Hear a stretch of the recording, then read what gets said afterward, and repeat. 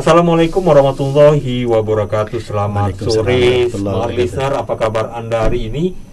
Tentunya kami berharap puasa Anda baik-baik saja, Ustaz ya. Dan hari ini 30 April 2021, tepatnya 18 Ramadan. Dan tema bincang Ramadan kali ini adalah kemuliaan Al-Quran bagi Muslim dan non-Muslim. Masih bersama Ustadz Muhammad Amrullah dari Cordoba, Coach dari Dompet Duafa. Dan terima kasih Ustadz sudah datang ke studio Smart FM. Alhamdulillah. Untuk bincang-bincang bersama kami di bincang Ramadan. Setahun sekali kita ketemunya Ustadz. Tahun 3 kali, ini 3 kali Ustadz mengisi acara bincang Ramadan. Jadi tiap tahun hanya 3 kali berjumpanya. Tapi tidak apa-apa, bersilaturahmi itu memang harus ada momennya Ustaz ya. Inilah momennya kita bisa berjumpa. Apa kabar ini Ustaz? Alhamdulillahirabbil alamin, sehat walafiat. Alhamdulillah. Ya. Tema kita saat ini apa? Ya, kemuliaan Al-Quran bagi Muslim dan non-Muslim. Bagi seorang Muslim dan non-Muslim. Masih terkait dengan Nuzul Quran Ustaz ya, 17 Ramadan ya. Iya, terkait dengan 18 Ramadan hari ini. Dan Al-Quran ya mulia memang bagi Muslim, tetapi juga bagi non-Muslim. Ya, menjadi kemuliaan tersendiri dia. Iya, kalau bagi Muslim sudah jelas ini Ustaz ya. Tapi nanti kita akan bahasnya juga. Dan ini yang pertama-tama kita mau melihat Al-Quran ini secara keseluruhan dulu Ustaz, kemuliaan Al-Quran. Nah, dalam kehidupan sehari-hari kita Ustadz, Al-Quran ini adalah pegangan hidup dan juga tuntunan hidup. Nah, tentunya kemuliaan yang ditimbulkan oleh Al-Quran sendiri kepada kehidupan kita ini berkat kita juga menjadikan Al-Quran ini tuntunan. Tapi kalau Al-Quran ini tidak menjadi tuntunan, kemuliaan itu tidak kita dapat tentunya Ustadz ya. Iya, betul. Nah, bagaimana pertanyaannya begini Ustaz, bagaimana kita menjadikan Al-Quran maksudnya selalu menjadikan Al-Quran ini menjadi tuntunan kita sehari-hari. Kita ini kadang lupa, sering lupa. Taunya sholat aja, taunya sedekah aja, tapi padahal di Al-Quran itu mencakup keseluruhan kehidupan kita, dari mulai bangun tidur sampai segala aspek kehidupan. Allah. Tapi kita tidur aja lupa doa, bangun tidur lupa lagi doa. Makanya maksudnya kita ini hanya ingatnya soal Al-Quran ini ya kaitannya hanya Ramadan aja, kaitannya kalau sholat aja atau puasa aja atau gimana. Tetapi kita lupa bahwa hidup ini dari mulai bangun tidur sampai kita tidur sampai bangun tidur itu ya semuanya ada di Al-Quran. Nah, itu sering lupa. Nah, bagaimana kita menjadikan kehidupan kita keseluruhan ini berdasarkan Al-Quran, menjadi Al-Quran itu jadi tuntunan hidup kita total ini. Iya. Baiklah smart listener sekalian, pada Ramadan yang berbahagia saat ini, alhamdulillah, semoga kita sehat walafiat, semoga kita selalu diberi keberkahan dan selalu dalam lindungan Allah Subhanahu wa taala. Amin. Ya rabbal alamin. Secara universal Al-Quran adalah kalamullah, perkataan Allah yang memiliki kemuliaan, yang memiliki kebaikan, bahkan ia menjadi obat bagi segala penyakit. Mengapa demikian? Ia adalah mukjizat yang masih ada saat ini dan dapat kita rasakan ya sebagai umat Islam khususnya. Al-Quranul Karim, di dalam sebuah riwayat disebutkan Nabi Muhammad SAW itu akhlaknya ya Al-Quran ya. Kana khuluquhu Al-Quran. Bagaimana akhlak baginda Rasulullah SAW? Ketika ditanya kepada Aisyah alaihissalam ya, anak Nabi Muhammad SAW, yakni adalah akhlaknya baginda Rasulullah itu adalah akhlaknya Al-Quran ya. Wa ma yantiqu 'anil hawa in huwa illa wahyu yuha. Dan setidaklah apa yang diperkatakan oleh baginda Rasulullah SAW itu datangnya dari hawa nafsu, kecuali itu adalah wahyu dari Allah Subhanahu wa taala. Memang kita bisa membedakan kalau hadis Nabi Muhammad SAW itu adalah qaulun wa fi'lun wa takrirun wa sifatun minan Nabi SAW. Setiap perkataan, perbuatan, sifat dan ketetapan baginda Rasulullah SAW yang kita kenal dengan hadis ya atau as-sunnah ya. Tetapi kalau Al-Quran adalah kalamullah ya. Yakni kata-kata yang mulia, kata-kata yang agung, kalimat-kalimat thayyibah termaktub di dalam Al-Qur'an. Ma yu'awwalu bil Fatihati wa yu'akhiruhu bin Nasi. Yakni apa yang diawali dengan surat Al-Fatihah dan diakhiri dengan surat An-Nas. Itulah Al-Qur'an ya. Dan kemuliaan Al-Qur'an lagi sangat banyak sekali ya. Bisa memberikan penyegaran bagi hidup kita. Kita ambil contoh saja ya, yang simpel-simpel saja dari dalam kehidupan. Sebelum kita beraktivitas ya, kalau bulan puasa biasanya kan buka puasa nih ya, kita baca Fatihah saja ya. Membaca Fatihah adalah bagian dari awal surat di dalam Al-Quran ya kan. Bismillahirrahmanirrahim, alhamdulillahirabbil alamin, Ar-Rahmanir-Rahim, Maliki Yaumiddin, Iyyaka na'budu wa iyyaka nasta'in, Ihdinas siratal mustaqim, Siratal ladzina an'amta 'alaihim, Ghairil maghdubi 'alaihim waladdallin. Amin. Kemudian kita hembuskan di dalam air putih yang akan kita jadikan untuk takjil atau pembatal ibadah puasa kita. Nah, saat kita membaca Fatihah, hanya sekedar surat Fatihah, kemudian dengan bacaan buka puasa ya, Allahumma lakasumtu wa bika amantu wa ala rizqika tautu bi rahmatir rahman, maka kita akan merasakan kesegaran ya. Seakan-akan kita sudah makan ya. Ya, kita rasakanlah selama puasa sekian tahun yang lalu kan. Cukup dengan minum banyu putih segelas, kemudian kurma 1, 3, 5, atau 7 ya, ganjil-ganjil ya. Itu kenyang ya. Padahal saat siang pengen balas dendam ya, macam-macam. Dengan air putih ya, dengan bacaan Fatihah, kolak pisang. Jadi lapar nih Ustaz. Memang lapar sudah ini. Allahu Akbar. Mendekati buka puasa ya. Iya. Sangat mulia sekali Al-Qur'an ya. Iya. Nah, Ustaz, jadi tuntunan itu Al-Qur'an ini tentunya menjadi tuntunan hidup sekaligus menjadi kemuliaan bagi kita. Ya, betul. Kita ini hidup memang tidak sendiri Ustaz ya, tidak berdiri sendiri. Orang Islam itu hidup hanya dengan orang Islam saja, tidak juga kan. Kita bertetangga. Saya juga bertetangga dengan orang non Muslim dan hidup di lingkungan saya juga orang non Muslim. Nah, tentunya ada aturan-aturan di Islam sendiri bagaimana kita hidup berdampingan dengan non Muslim ya. Iya. Diatur yang di Al-Qur'an. Nah, Ustaz, memang Quran ini juga mengajarkan itu kan, bahwa kita harus mengasihi Muslim maupun non Muslim, termasuk juga teman-teman yang di sekitar di kantor kita ini juga seperti itu. Ada ya non Muslim ya. Tapi gitu. Mereka harus kita lindungin. Jangan ada kita tapi tidak melindungi ya. Bagaimana Quran ini bisa menjadi pegangan kita, menjadi landasan kita dalam perhubungan itu? Apa yang melandasinya? Di mana letaknya Al-Quran itu bisa menjadikan kita ini jangan melakukan ini loh. Ini saudara kita walaupun tidak seagama. Ini gimana Ustaz? Selain mukjizat yang mulia, Al-Quran juga memberikan tuntunan ya, bahkan pedoman bagaimana kita melakukan hubungan yang baik ya kepada sesama Muslim, bahkan kepada non Muslim sekalipun. Ya, ini dengan menjaga ketenangan, kedamaian, ketentraman, kerukunan umat beragama yang ada di lingkungan kita.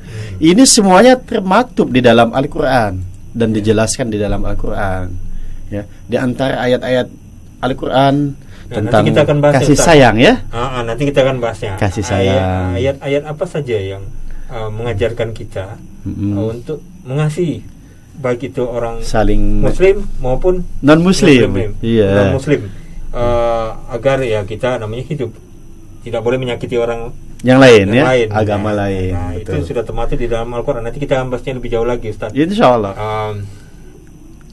Ayat apa di surat apa ini Ustaz yang mencakup hubungan antar umat beragama ini? Maksudnya kita misalnya bertetangga dengan orang yang muslim maupun non muslim, karena tetangga ini kan orang yang paling dekat dengan kita.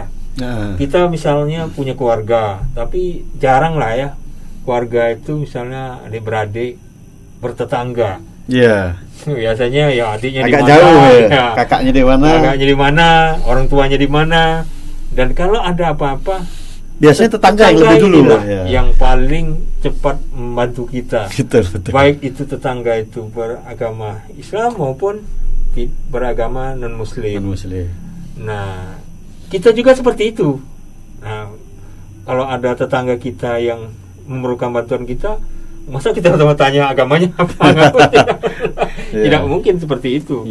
Pasti tetap sebagai kemanusiaan kita menolong siapa saja, walaupun dia berbeda dengan kita. Nah, di mana letak Al-Quran sendiri, ayat surat apa Ustaz yang menjadikan kita ini tetap mengasihi orang-orang di luar agama kita? Karena ini juga barusan ya kita turut prihatin juga kasus bom yang terjadi beberapa bulan yang lalu ya. Jangan sampai ini terulang kembali dan juga menjadi cap yang buruk bahwa sebenarnya Islam itu tidak seperti itu. Itu hanya oknum saja. Nah, ini kita juga harus bisa menjelaskan kepada masyarakat yang mungkin tidak tahu bahwa Islam itu terkandung di Al-Quran itu ada ayat-ayat yang saling mengasihi walaupun dia berbeda. Boleh dijelaskan Ustaz? Iya. Di dalam Al-Quran banyak sekali ayat-ayat yang menjelaskan tentang keutamaan kita menghormati, mengasihi ya kepada sesama muslim, bahkan kepada non muslim sekalipun. Yang mana kita harus menjaga sesama muslim ya. Kita menjaga ukhuwah Islamiyah. Ukhuwah Islamiyah inilah yang menguatkan kita satu sama lainnya, walaupun berbeda-beda suku, bangsa, adat istiadat, bahkan beda negara sekalipun, tetapi dia masih ada rasa keimanan dan keislaman di dalam hatinya. Dia adalah saudara kita. Allah Subhanahu wa taala menjelaskan, innamal mu'minuna ikhwatun fa aslihu baina akhawaykum wattaqullaha la'allakum turhamun. Sesungguhnya muslim satu dan muslim lainnya adalah saudara, maka perkuatlah persaudaraan di antara kalian dan bertakwalah kepada Allah Subhanahu wa taala, semoga kalian mendapat rahmat dari Allah Subhanahu wa taala. Dan ayat yang lain juga menjelaskan, wa'tasimu bihablillahi jami'an wa la tafarraqu wadhkuru ni'matallahi 'alaikum idh kuntum a'da'an fa'alafa baina qulubikum fa asbahtum bi ni'matihi ikhwana. Dan berpegang teguhlah kalian dengan tali Allah, maksudnya dengan agama Allah ya, agama Islam ya. Dan janganlah kalian bercerai-berai satu sama lainnya. Dan ingatlah ketika kalian saling menumpahkan darah satu sama lainnya, maka Allah kumpulkan kalian dan menjadikan kalian bersaudara satu sama lainnya. Nabi Muhammad SAW adalah contoh tauladan kita, bagaimana kita memuliakan saudara-saudara kita yang non-muslim ya. Ya, sebab Al-Quran adalah kemuliaan bukan hanya bagi muslim tetapi juga untuk yang non-muslim ya. Ya, nanti kita bahas itu ya. Ada ayat yang menjelaskan bahwa suatu saat baginda Rasulullah SAW melewati sebuah tempat yang mana di situ ada kaum kafir Quraisy, sehingga wajah baginda Rasulullah SAW terlihat masam ya. Kita di dalam juz 30, A'udzubillahi minasyaitonirrajim, bismillahirrahmanirrahim. Abasa wa tawalla an ja'ahul a'ma. Wajah Muhammad SAW bermuka masam ya, ketika dia melewati atau datang kepada suatu tempat yang mana di situ ada kerumunan orang yang kafir Quraisy dan lain sebagainya. Tetapi Allah menjelaskan, janganlah engkau bermuka masam wahai Muhammad SAW ya. Dijelaskan lagi di dalam hadis qudsinya, sesungguhnya engkau harus berbuat ramah, baik, lemah lembut terhadap siapapun. Islam adalah ajaran yang rahmatan lil alamin, bukan hanya sekedar sesama manusia muslim maupun non muslim, kepada lingkungan, ada tumbuhan, ada hewan, ada apapun ya yang ada di lingkungan kita ya, benda hidup maupun benda mati, kita harus memiliki sifat yang baik dan mulia, begitu insyaallah. Oke Ustaz, jadi Al-Quran ini sendiri sudah mengajarkan kita untuk selalu mengasihi baik itu yang muslim maupun non-muslim. Nah Ustaz, masih terjadi di masyarakat atau di kondisi sekarang ini ya, baik itu di kita di Indonesia maupun di luar negeri lah, ada permusuhan baik itu antar umat beragama, maksudnya di luar agama Islam maupun yang di Islamnya sendiri, sesama Islam ya, malah saling saling menghina, saling menjatuhkan, beda sedikit saja saling tidak menghormati, atau kalau di istilahnya kalau dulu di masjidnya sama-sama karena beda kudus pindah masjid, pindah langgar. Nah itu kan tidak baik pada akhirnya. Nah ini mungkin masih terjadi hal-hal seperti ini. Bagaimana kita menghindari konflik-konflik seperti ini agar kita bisa hidup dengan damai. Jadi Al-Quran itu tetap menjadikan kita ini bisa itu pendampingan baik itu sebagai muslim dan sebagai non muslim. Nah ini bagaimana mencegahnya Ustaz? Hal-hal perbedaan-perbedaan ini Ustaz. Ya, watak dasar seorang manusia ya, apalagi seorang umat Islam itu sebetulnya adalah watak yang baik-baik. Terkadang lingkungan lah yang membuat dia berubah ya. Yang awalnya baik menjadi tidak baik, kemudian sifat pemarah, dengki, hasud, zalim dan lain sebagainya. Bukan hanya terhadap lingkungannya saja, tetapi juga muncul mungkin terhadap sesama muslim ya. Iya. Dan ini watak ini muncul disebabkan kebiasaan buruk yang dia miliki. Mungkin disebabkan dia tidak dekat kepada Allah Subhanahu wa taala, jarang membaca Al-Qur'an, jarang mendalami atau mengikuti tausiah-tausiah, sehingga hatinya semakin beku ya. Sehingga hati ini dapat dikategorikan 3 bagian, ada hati yang membatu, ada hati yang sakit, ada hati yang sehat ya. Sehingga kalaupun penjelasan-penjelasan tentang kebaikan yang ada di dalam Al-Quran itu lebih condong kepada individu seseorang, tetapi juga menjelaskan juga tentang kebaikan sesama manusia, baik individu terhadap orang lain, individu terhadap lingkungan dan lain sebagainya, itu yang lebih harus diutamakan. Nah, sedangkan di lingkungan itu kita tidak hidup sendirian saja. Di lingkungan satu RT saja mungkin ada juga yang pemeluk-pemeluk non-muslim. Nah, disitulah kita harus membangkitkan semangat toleransi. Toleransi inilah kita terhadap pemeluk agama lain bersikap bijaksana. Terhadap sesama muslim kita harus baik, bahkan harus menjaga kebaikan tersebut. Dan toleransi ini akan memunculkan sifat-sifat yang sangat mulia, sifat gotong royong, sikap kasih mengasihi, sifat kerjasama atau sama-sama kerja dan lain sebagainya. Dan sama-sama kerja. Penjelasan ini sangat banyak sekali di dalam Al-Quran ya. Insyaallah. Jadi Al-Quran itu juga menjelaskan soal toleransi ini sendiri dan juga mengasihi antar umat beragama. Nah Ustaz, nanti kita jeda dulu Ustaz ya. Nah, terkadang kita salah memahami kandungan Al-Quran.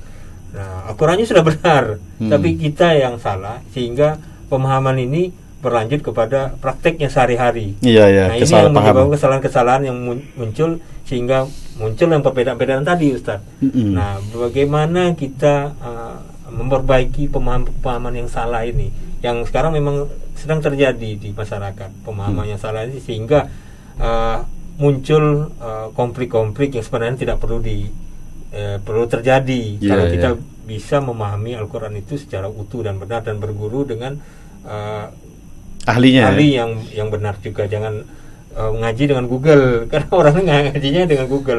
Pada akhirnya salah memahami kandungan Al-Quran itu. Nah, Al-Quran itu mulia dari sononya, itu istilahnya, dari sananya memang sudah seperti itu. Kita sebagai manusia yang kadang salah memahaminya, maunya belajar tapi salah tempat belajarnya. Maksudnya memotong-motong ayat, atau juga kadang hanya tergantung kepada Google.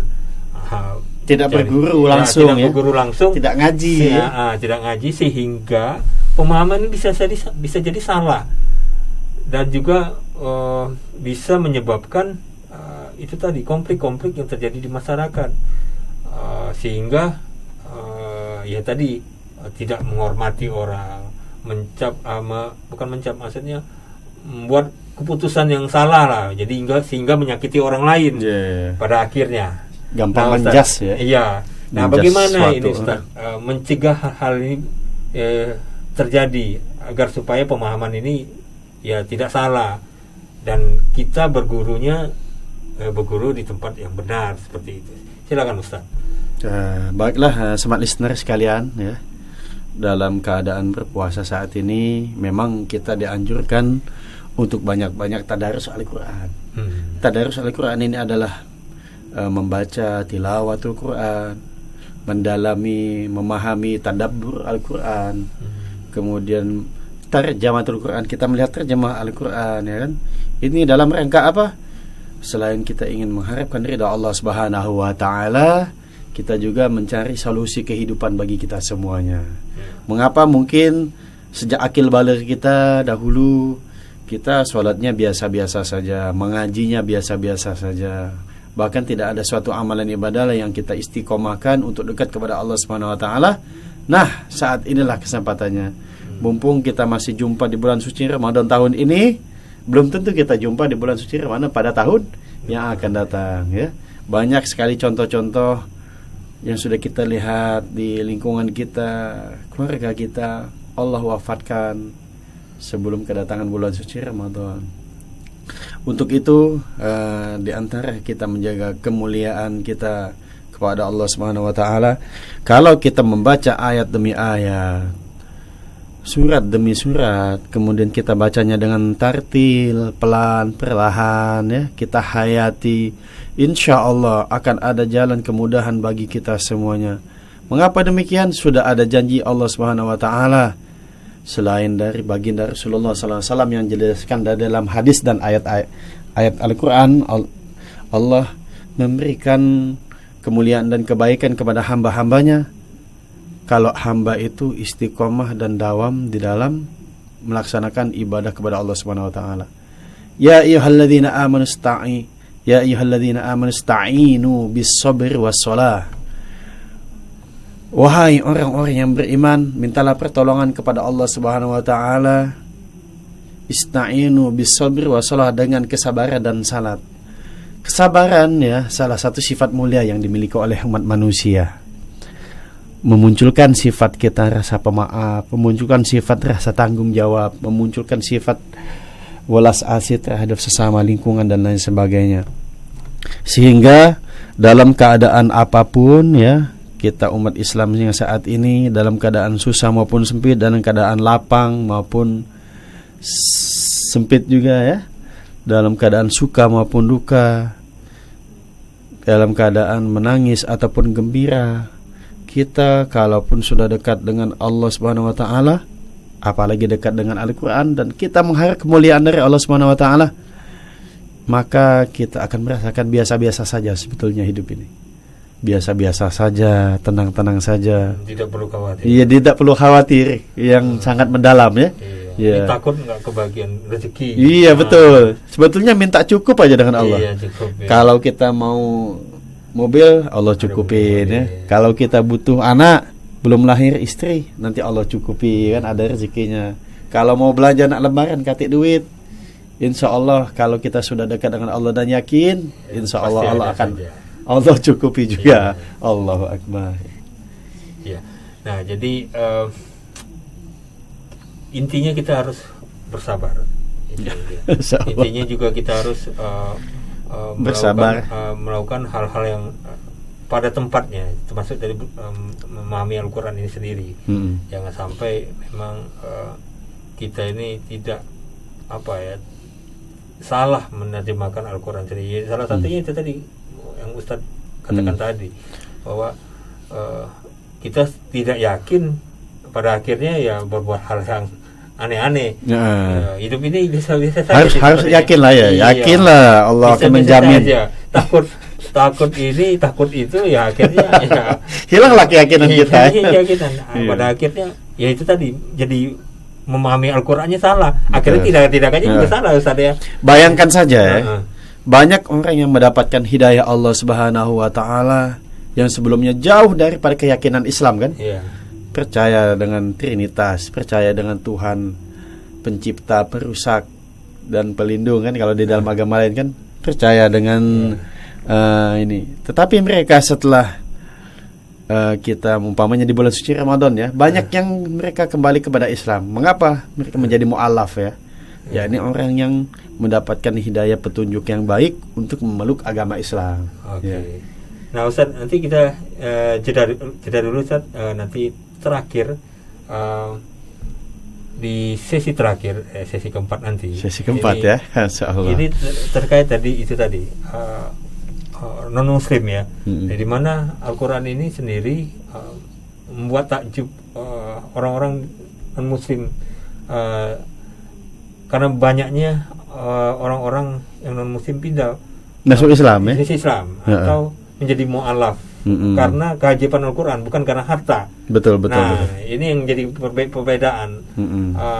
Orang mengkaji Al-Quran, beberapa pengalaman-pengalaman yang kita lihat, kita tonton biasanya di YouTube, orang yang pindah agama Islam itu karena dia mengkaji Al-Quran, dia memahami Al-Quran, bukan karena ikut-ikutan atau bukan karena harta, bukan karena, bisa jadi disebabkan ada yang membaca Al-Quran dengan sejuk, enak didengar, tiba-tiba dia mendapat hidayah, masuk di dalam. Nanti kita akan membahasnya. Itu ya. Kenapa banyak sekali orang non Muslim ini atau para mu'alaf ini yang sebelumnya non Muslim masuk Islam karena mempelajari Islam? Apa sih yang terkandung bahkan di Islam mereka sendiri? Lebih dekat lagi ya mungkin. Iya. Mana lebih hebatan mereka kan? Iya. Apa sih yang terkandung di Al-Quran ini sehingga mereka mau memindahkan keyakinannya? Karena sulit ini, Ustaz. Pindah keyakinan ini soal dan non Muslimnya ya. Iya. Non Muslim, non Muslimnya saya lupa. Nah, Ustaz, ini kita sering menonton pengalaman-pengalaman atau mendengar pengalaman-pengalaman, kisah-kisah ya. Iya, para mu'alaf ini mereka masuk ke agama Islam karena mempelajari Islam awalnya. Mengkaji-kaji Islam itu sendiri. Jarang yang masuk Islam itu karena hal-hal yang bersifat keduniaan, misalnya karena materi. Mungkin menikah ada sebagian, tapi tidak terlalu banyak. Yang banyak ini malah yang sering mempelajari. Temannya belajar Al-Quran, dia pengen tahu juga Al-Quran itu gimana sih, mempelajari dulu, kemudian tahu-tahu dia masuk Islam. Nah, ada apa dengan Al-Quran ini sendiri, Ustaz, sehingga banyak sekali mu'alaf ini bukan mu'alaf ya, orang-orang non Muslim ini pindah ke agama Islam jadi mu'alaf lah ya, dengan membaca Al-Quran atau mempelajari Al-Quran. Ada apa di Al-Quran ini sendiri? Iya. Di dalam Al-Quran banyak sekali tentang istilahnya itu tauhid ya. Ketauhidan, keesaan Allah Subhanahu wa taala, kisah Nabi dan Rasul, kemuliaan Al-Quran, kisah tentang sahabat-sahabat Nabi, dan banyak hal lainnya ya. Mungkin kalau di dunia kedokteran itu biasanya tentang penciptaan manusia, alam, tumbuhan, hewan, binatang dan lain sebagainya, itu ada di dalam Al-Quran. Dengan kemajuan sains dan teknologi ya kan, saat ini beberapa tahun yang lalu kita lihat seorang astronot muda dari India ya, seorang wanita. Suatu saat dia adalah wanita pertama ya yang melakukan penerbangan dengan biaya sekian miliar, ingin nyampe ke bulan. Tetapi sampai di bulan dia melihat sesuatu yang berbeda yang ada di muka bumi ya. Kalau Mekah, Madinah ya, Mekah khususnya yang ada Ka'bah itu bercahaya sekali tatkala malam. Tetapi wilayah-wilayah lain di sekitarnya, ada Afrika, Eropa, Asia kan, itu terlihat gelap ya saat dia melihat. Dan lebih anehnya lagi, ada suatu suara yang dia dengar, yakni suara azan. Nah, suara azan ini ya, kalau kita lihat ini saling bersahut-sahutan. Ya. Dari satu tempat ke tempat lain, selesai azan satu, ada azan lain, azan lain, sehingga di dalam perputaran bumi, ya, azan ini selalu sambung menyambung, tidak terputus-putus. Itulah subhanallah. Nah, ketika itulah saat beliau turun ke bumi, kemudian dengan tuntunan seorang syekh saat itu, mungkin dari India juga, dia mengucapkan kalimat syahadat, ya. Itu salah satu contoh orang mu'allaf yang masuk Islam disebabkan hanya azan. Nah, ini bagaimana dengan seorang yang mu'allaf dengan ketertarikannya setelah mendengarkan lantunan ayat-ayat suci Al-Quran. Subhanallah. Tadi sudah pada sesi kemarin kita sudah sampaikan bahwa kalau kita membaca Al-Quran berkali-kali tidak ada rasa bosan dan jenuh. Tetapi saat kita membaca media Quran, majalah, ya sudah selesai sekali sudah kan. Malas baca lagi gitu. Nah begitu juga ya. Kalau kita mendengarkan Al-Quran sama seperti kita mendengarkan sesuatu mukjizat yang mulia tadi ya. Kalau kita mendengarkan lagu, bosan, jenuh, capek, ganti lagu, ganti musim tahun depan, lagu lain, sholawat lain, bacaan lain ya.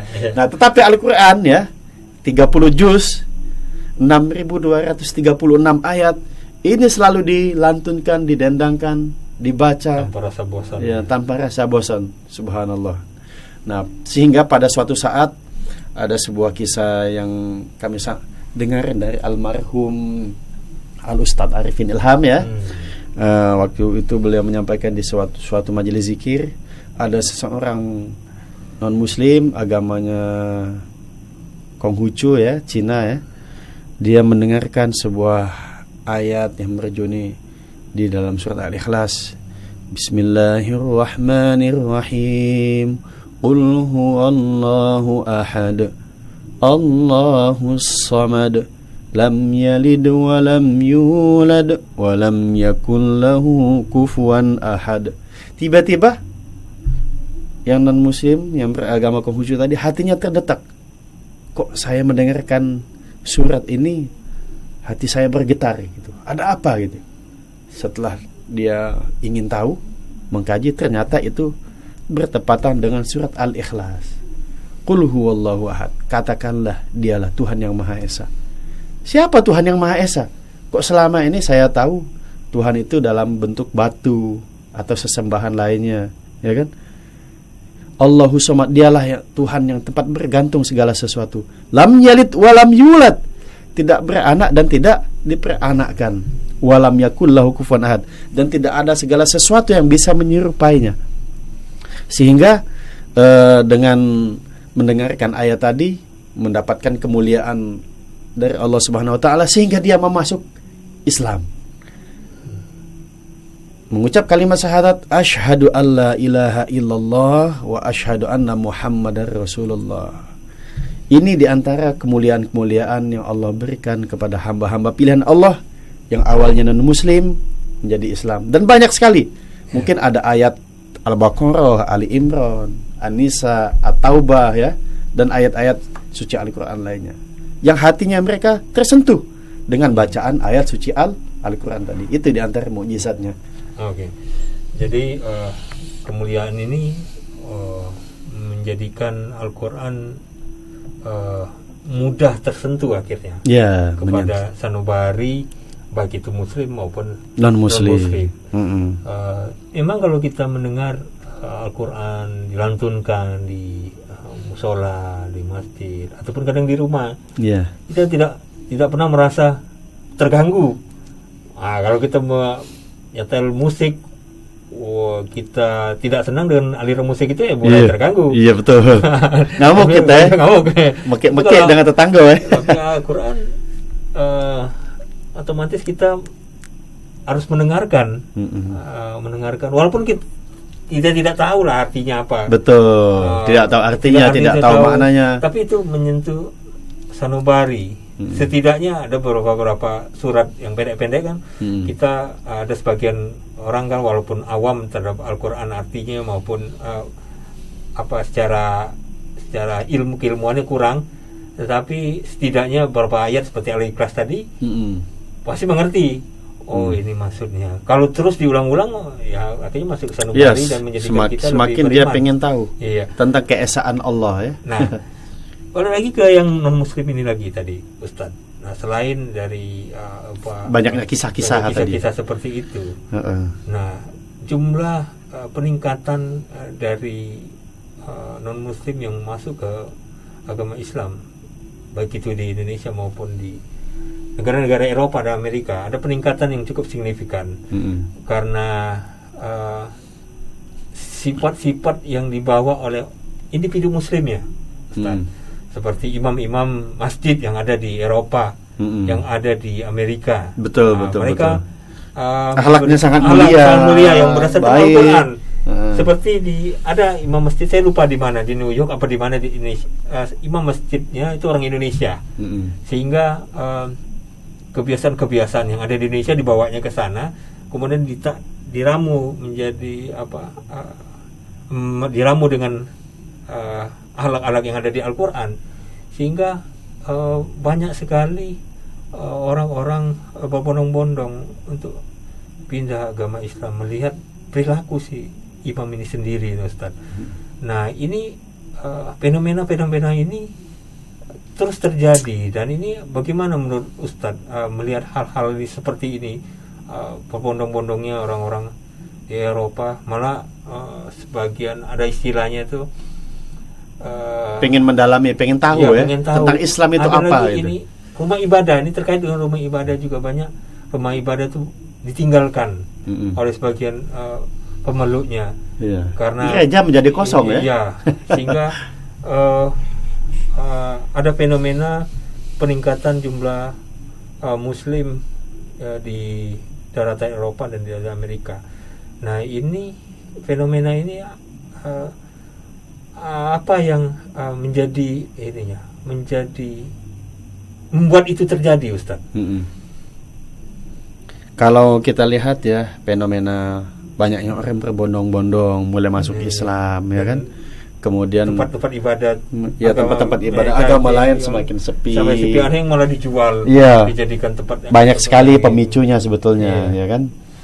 Itu sebetulnya adalah bentuk dari pertolongan Allah Subhanahu wa taala. Di dalam surat An-Nasr Allah menjelaskan, A'udzu billahi minasyaitonir rajim. Bismillahirrahmanirrahim. Idza jaa nasrullahi wal fath wa ra'aitan nasa yadkhuluna fi dinillahi afwaja. Dua ayat awal ini di dalam surat An-Nasr ya. Apabila datang pertolongan Allah Subhanahu wa taala, maka segala sesuatunya akan terbuka. Dan engkau akan melihat manusia memasuki agama Allah, yakni agama Islam, secara berbondong-bondong. Ya, kalaupun hakikatnya kita melihati Islam adalah agama yang santun, agama yang penuh dengan kasih sayang, agama yang saling tolong menolong, agama yang saling mencintai satu sama lainnya, majemuk, ya kan? Itulah ada, itulah yang ada di dalam agama Islam. Kalaupun kita mau tahu, ada perintah yang mengatakan, dan berlaku lemah lembutlah dimanapun kalian berada. Wal yatalattaf. Nah, itu pertengahan di dalam Al-Quran ya. Kata-kata yang ada di tengah di dalam Al-Quran, mulai dari surat Al-Fatihah sampai An-Nas. Wal yatalattaf, dan berlaku lemah lembutlah kalian. Maksudnya bagaimana? Berlemah lembut terhadap siapapun, ya, baik terhadap sesama manusia, lingkungan, hewan, tumbuhan, dan lain sebagainya. Mungkin dengan adanya kemuliaan bulan suci Ramadan, kita juga memuliakan Al-Quran, dan kemuliaan Al-Quran ini berimbas kepada muslim maupun non-muslim yang ada di muka bumi, insyaallah. Amin ya rabbal alamin. Amin. Terima kasih Ustaz, karena waktunya juga sudah tinggal sedikit lagi. Iya. Semoga apa yang kita bicarakan ini bermanfaat, dan semoga juga kemuliaan Al-Quran ini tetap tertanam di dalam hati kita semuanya. Kita. Amin ya rabbal alamin. Ya, semalita demikian perbincangan kita bersama Ustadz Amrullah dalam Bincang Ramadan. Bincang Ramadan bersama Dompet Doa. semoga apa yang kita bicarakan ini bermanfaat bagi kita semua dan Amin kita ya rabbal selalu alamin, mengamalkan ya Allah. Al-Quran tentunya Ustaz, Amin ya. ya rabbal alamin. Fa Dari insyaallah. perbincangan Bincang Ramadan, saya dari Aulia undur diri. Assalamualaikum warahmatullahi wabarakatuh.